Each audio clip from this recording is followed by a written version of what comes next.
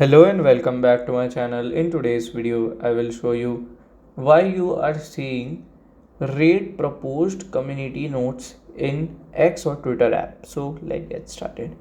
So if you see here, I will just open my X or Twitter. Okay.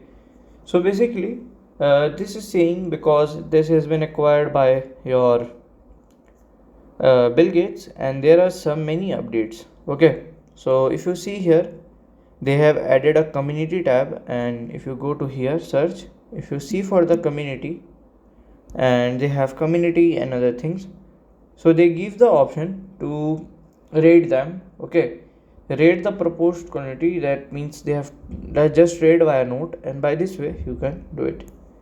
And if you have any question, you can let me know in my comment section. And if you find this video helpful, make sure you like, subscribe and share the video.